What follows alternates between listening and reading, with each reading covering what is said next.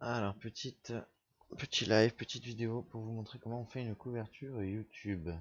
Une vignette, une miniature YouTube. On va sur canva.com comme vous le voyez ici. Canva.com. Non, vous le voyez pas, il y a mon logo devant. Ben, c'est pas grave, vous tapez C-A-N-V-A. Comme ça. Canva.com. Voilà, ça s'écrit comme ça. Une fois sur canva.com, je suis pas sûr que vous soyez obligé de vous identifier. Peut-être il faut s'identifier, je sais pas. En tout cas, c'est gratos. Vous tapez YouTube et il vous propose de faire soit une illustration de chaîne, soit une vignette. Là, on va faire la vignette. Ce qui fait qu'en fait, il va nous donner un fichier avec les tailles parfaites pour que ce soit optimisé pour YouTube, que ce soit sur votre téléphone portable, votre écran d'ordinateur de salon, votre télévision, votre, votre tablette, pardon, petit rototo. Voilà, donc en gros, vous choisissez un template ici. Oh, mon petit chat vient m'embêter. Et une fois que vous avez trouvé le template qui vous plaît, on conseille un truc un peu voyant pour YouTube, hein. Il suffit que ce soit voyant et qu'on puisse bien voir la police comme ici. Un truc voyant, un truc voyant. Évidemment, vous pourrez modifier l'exemple, hein.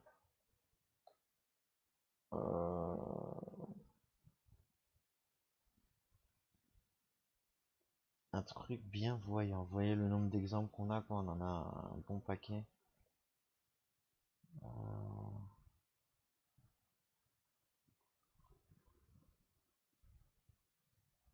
Rouge et violet et noir, c'est pas mal. Mais il y a peut-être des trucs encore plus pétards.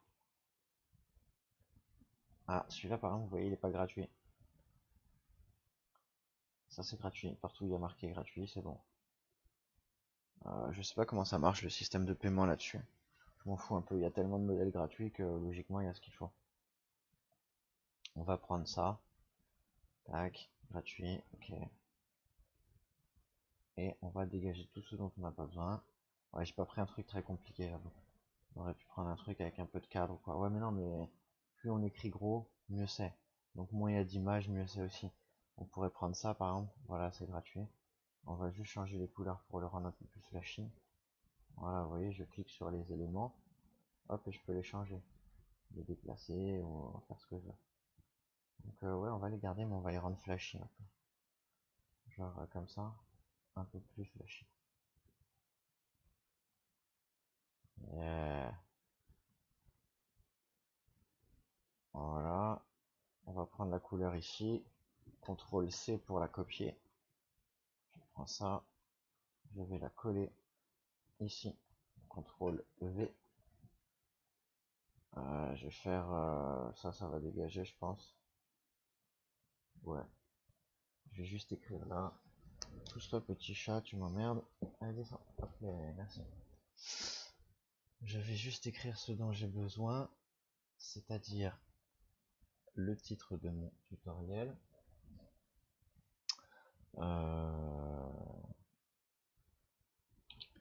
Faire une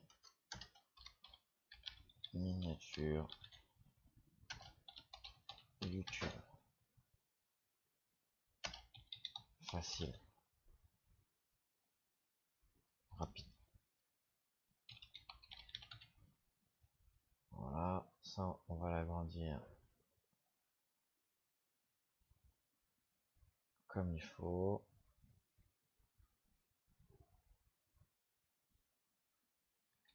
Là je tape le chiffre, je tape entrée. 138. Voilà, je pars sur un sucette. Avec 138.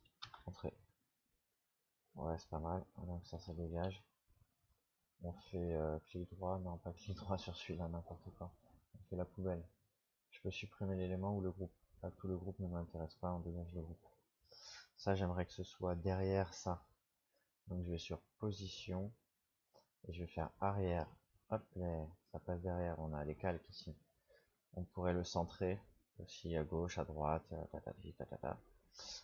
Ça d'ailleurs, je vais le faire pour ça, pour centrer ça. tac, tac, faire une miniature YouTube rapide.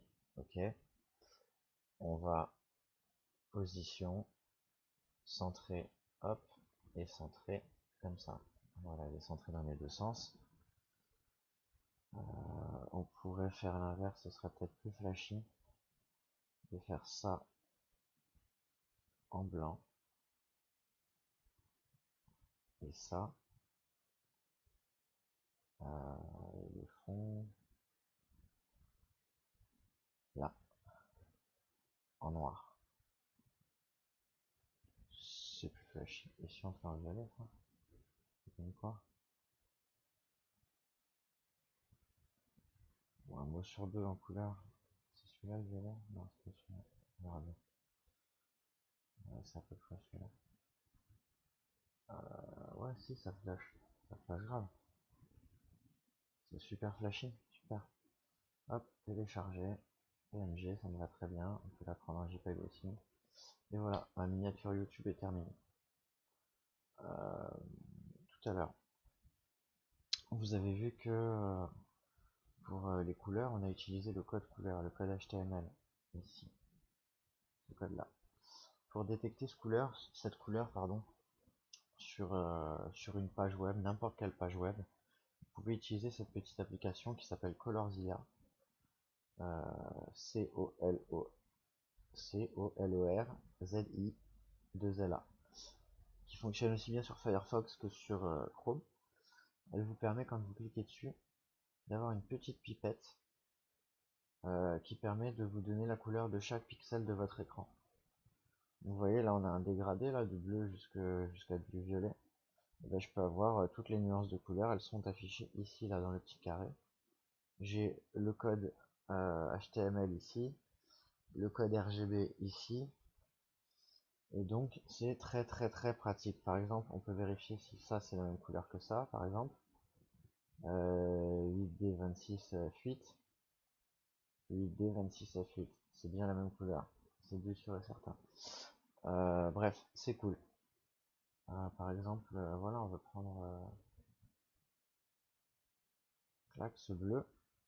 Hop, j'ai le code qui est là, il suffit que je reclique sur mon application. Et quand je fais Color Picker, hop, il me redonne ici mon code HTML et ici mon code RGB. Je vous donne les deux parce que ça dépend des logiciels. Certains veulent le code RGB, certains le HTML, certains les deux. Peu importe. Et voilà. Une autre astuce, la petite application WhatFont. WhatFont vous permet de connaître la police utilisée lorsque vous pointez votre curseur sur une police. Vous voyez, j'ai ce petit truc qui est apparu ici, exit WhatFont. Ça ferme l'application. Ici, j'ouvre l'application. Si je me mets au-dessus de ça, je vois que c'est du Open100. Voilà. Forcément, c'était un champ. J'avais pas pensé, c'était le titre de la page. On va le reprendre, WhatFont. Et on va faire sur un truc où je peux pas. Voilà, Open100, Open100, Open100. Open100. On va aller sur une autre page. Sur la page Facebook Builder All Master. On va vous mettre la page là, clac. Et voilà. Du coup, ça peut marcher aussi sur celle-là. Il suffit de faire. J'ai pas beaucoup de débit, hein. J'ai vraiment pas beaucoup de débit. Je sais pas si c'est plus fluide. Ça m'a l'air plus fluide que l'autre fois, mais bon, ça n'a pas l'air terrible non plus. Donc, WhatFont, voilà, si on veut utiliser par exemple la même police que Facebook, bah voilà, on utilise Oswald. Est-ce que c'est du Oswald partout? Ouais, ouais. Ok. Ah, là, le bouton promouvoir, c'est du Arial. Bouton invité, Oswald. Ok, ok, ok, ok. Ah oui, moi j'ai deux trois petites applications qui changent la. Donc vous retrouverez peut-être pas les mêmes polices sur votre Facebook. Bref, voilà, deux super applications. Celle-ci s'appelle WhatFont. Ça s'écrit comme ça. Voilà. C'est disponible sur Chrome et certainement sur Firefox. Et si c'est pas sur Firefox, vous trouverez un équivalent évidemment. Là, vous voyez, quand vous cliquez, hop, j'enlève, ça enlève tout. Et je vais cliquer sur une police et ça va me donner beaucoup plus d'informations que simplement Oswald. Allez voir. Là, il n'y a que des choses cliquables, donc bah, je vais cliquer. Ok, c'est bon, ça ne le déclenche pas. Oswald, donc on a plus, c'est la sans sérif. Normal, le poids, la taille, l'espacement des lettres et la couleur. Encore, vous avez le code couleur ici aussi. Ah, si vous cliquez dessus en plus, vous voyez, un coup vous l'avez en RGB, un coup vous l'avez en HTML. C'est super cool. Là, vous avez une bonne partie de la, vous avez tout l'alphabet, pardon. Vous avez tous les caractères, et voilà. Vous pouvez le tweeter, je vois pas trop l'intérêt, mais vous pouvez le faire. Petite astuce, c'est terminé. Comment faire une vidéo facile, rapide, avec 3 astuces en un. Ciao!